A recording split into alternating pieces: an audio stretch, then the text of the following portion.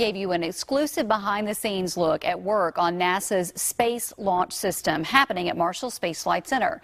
Tonight, Michelle Stark shows us what it's like to operate a rare high-tech machine for a high-pressure project like the SLS. A mechanical arm slowly carves a ring from a slab of aluminum. It would be a simple process, except for one thing: size. This ring is big, and you need a big machine to make it. This is an Ingersoll 7-axis milling machine.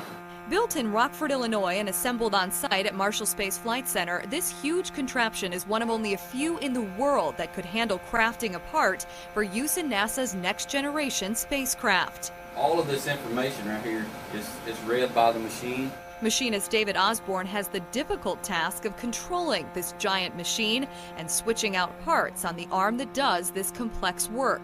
The stakes are high. The temperature can make really big parts fluctuate in size, so we keep the temperature at a real monitored temperature, and we have a laser tracker to come in and do all of our inspection on the parts. Stray even a tiny fraction from specified measurements and the whole piece could be ruined. So this is one of the tools they use to monitor that big machine outside. There are a number of camera angles available, and the view can also be adjusted to see exactly what's happening as the machine is working. Building a single ring takes 180 hours. The entire manufacturing process, months. From manual drawings to computer data to final product, Osborne gets to see the process evolve. Can't wait to see it come together. His hands building a part of America's next great space vehicle.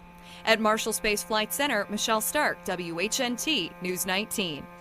Now, if you missed Michelle Stark's report last night on how the SLS components being built at Marshall Space Flight Center will be used, we'll have it posted on our website. Just type WHNT.com/tech in your browser.